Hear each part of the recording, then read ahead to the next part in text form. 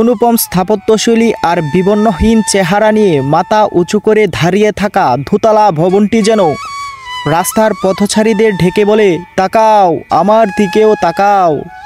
আমিও এক সময় তোমাদের মতো রূপ আর গুণে অনন্য ছিলাম। সময়ের গতিতে বয়সের ভারে যা আজ ধূসর ইতিহাস মাত্র। আর নীরবে দাঁড়িয়ে থাকা ভবনটি হয়তো পথযাত্রীদের সময়ের বাণী শোনান, যা হয়তো আমরা শুনতে পাই না।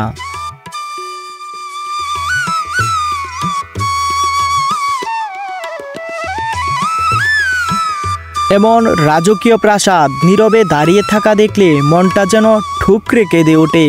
আর ভাবি, এমন প্রাসাদ কি কেউ আর ফেলে যাওয়ার জন্য তৈরি করেছিলেন?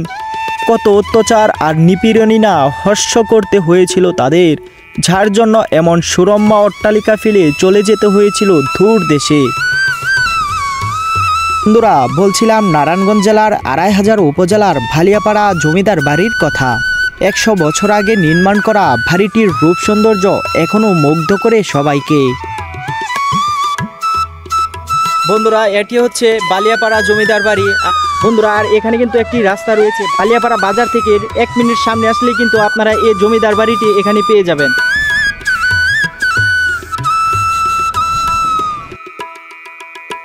বন্ধুরা, বাড়িটির ভিতরে প্রবেশ করার আগে ঘুরে আসতে চাই ভালিয়াপাড়া জমিদার বাড়ির ইতিহাসের পাতা থেকে। জমিদার মুকুন্দ মুরালি এই বাড়িটি প্রতিষ্ঠা করেছিলেন। জমিদার মুকুন্দ মুরালি প্রথম জীবনে জমিদার কিশোর পোদ্দারের খাজাঞ্চির দায়িত্ব পালন করেন। পরে তিনি ঢাকার নারায়ণগঞ্জ সহ বিভিন্ন অঞ্চলে ব্যবসা শুরু করেন। একসময় তিনি সফল ধনী ব্যবসায়ী হয়ে ওঠেন। পরবর্তীকালে মুকুন্দ মুরালি ব্রিটিশদের কাছ থেকে জমিদারি ক্রয় করে ১৯০০ সালের দিকে এই বাড়িটি নির্মাণ করেন। জমিদার মুকুন্দ মুরালি ছিলেন প্রজাসবল জমিদার। অন্যান্য জমিদারদের মতো তিনি প্রজাদের উপর অত্যাচার নিপীড়ন করতেন না। ১৯৪৭ সালে দেশভাগের পর জমিদার মুকুন্দ মুরালির জমিদারির সমাপ্তি ঘটে। পরে তিনি তার জমিদারির সকল সয়-সম্পত্তি বিক্রি করে ভারতে চলে যান।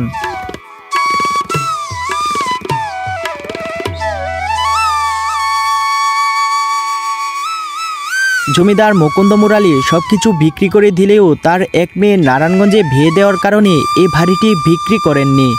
১৯৪৭ সালে জমিদার মুকুন্দ মুরালি সপরিবারে ভারতে চলে গেলেও ১৯৬৫ সাল পর্যন্ত এ বাড়িতে তাদের অবাধ যাতায়াত ছিল।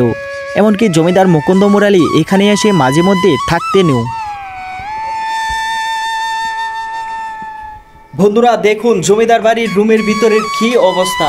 একসময় যে বাড়িতে রাজা জমিদাররা থাকতো সেই বাড়ির আজ কি করুণ অবস্থা।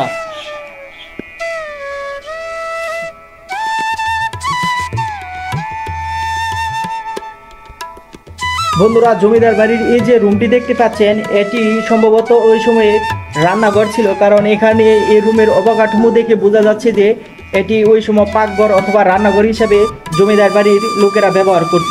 আর এখানে দেখেন পাশাপাশি পাশাপাশি এখানেও কিন্তু একটি ছোটোখাটো ওনারা বাথরুম কিংবা ওয়াশরুম হিসাবে এই ভবনগুলো ওনারা ব্যবহার করে থাকতেন। বন্ধুরা, জমিদার বাড়ির এখন দোতলার মধ্যে উঠবো, দেখবো আসলে দোতলার অবস্থা কীরকম। আর দেখেন এই যে হচ্ছে সিঁড়ি, একটু টর্চ জ্বালিয়ে নেই, অন্ধকারের জন্য দেখা যাচ্ছে না। আর একটি কথা না বললেই নয়, আগের সময় যে আমাদের বর্তমানে যে বাড়িগুলো তৈরি করা হয় এখানে কিন্তু সিঁড়ি ধাপে ধাপে উপরে উঠেছে, কিন্তু এখানে দেখেন লক্ষ্য করলে আপনার কিন্তু এই সিঁড়িগুলো কিন্তু খাড়া উপরে উঠে গিয়েছে। আর যে জমিদার বাড়িতেই যাবেন প্রাচীন স্থাপনায় এরকম সিঁড়ি কিন্তু আপনাদের চোখে পড়বে। আর এগুলো ওঠা এবং নামা কিন্তু খুবই রিস্ক।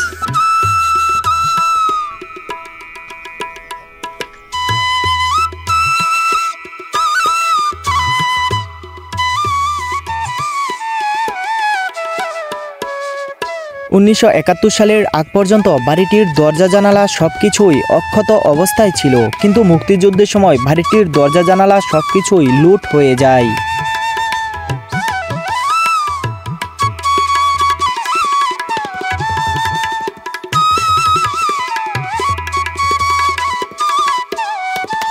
অন্ধকারাচ্ছন্ন সিঁড়ি বেয়ে দোতলায় উঠে দোতলার বারান্দা থেকে এক ঝলক দেখে নিলাম বাহিরের পরিবেশটা।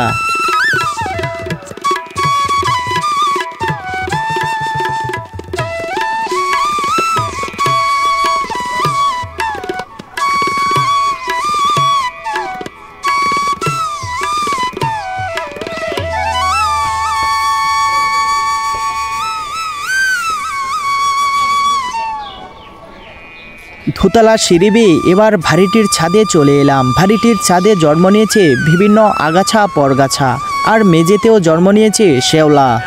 এই তো বন্ধুরা, আমি এখন আছি এই জমিদার বাড়ির একেবারে ছাদের মধ্যে। আর এখানে দেখেন এই ভাইয়েরা হচ্ছে ছবি তুলছেন। এখানে ভাইয়েরা কোথায় দিকে আসছেন? ভাই আমাদের বাড়ি এই জায়গাতেই, তো আমরা একটা বিয়ের প্রোগ্রামে যাইতেছি, তো ভাবলাম যেহেতু জমিদার বাড়ি তার কয়েকটা ছবি তুলি। আচ্ছা, এখানে কি জায়গাটা কি রকম লাগে আপনাদের কাছে? আমাদের কাছে তো অবশ্যই ভালো লাগে, আশা করি সবার কাছেই ভালো লাগবে। তো আশা করি সবাই। জমিদার বাড়ি সম্পর্কে আপনি কি জানেন? আপনারা আসলে আমার বেশি কোনো ধারণা নাই, তো আমি এই ফার্স্ট টাইম আসছি, তো আমার কাছে খুব ভালো লাগতেছে, এই জন্য অনেকক্ষণ ধরে ছবি তুলতেছি এবং আমার বন্ধুরা আছে সাথে, ওদের ছবি তুলে দিতেছি, নিজেও ছবি তুলতেছি। ভাই আপনাদের কাছে কি রকম লাগে? আমাদের কাছে ভাই ভালোই লাগে, খারাপ বলতে কিছু নাই। আমরা অনেক সময় আসি দেখাশোনা করতে, আমরা অনেক কিছু দেখি, আমাদের কাছে ভালো লাগে, আনন্দের বিষয়। আচ্ছা ঠিক আছে, ধন্যবাদ স্যার, থাকেন। হ্যাঁ,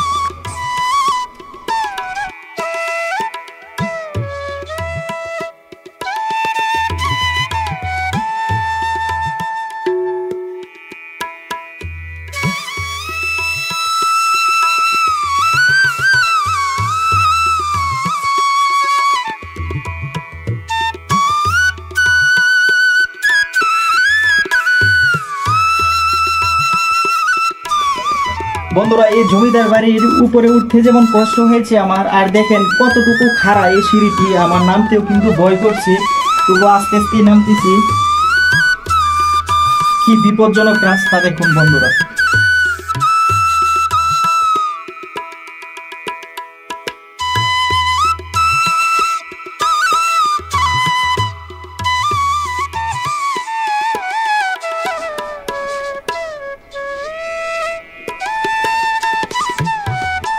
আর বন্ধুরা, এখানে দেখুন ওই সময়ের প্রাচীন জমিদার বাড়ির ইদারা।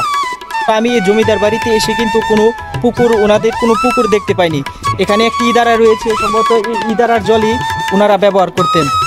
লালিট ও চুনসুরকির সংমিশ্রণে তৈরি করা ভাড়িটির যেন এখন ভটপাকুড়েই একমাত্র জীবনসঙ্গী। রয়ে যাবে স্মৃতি, রয়ে যাবে জমিদারির ইতিহাস। শুধু সময়ের ব্যবধানে মাটির সাথে মিশে যাবে এই ভবনটি।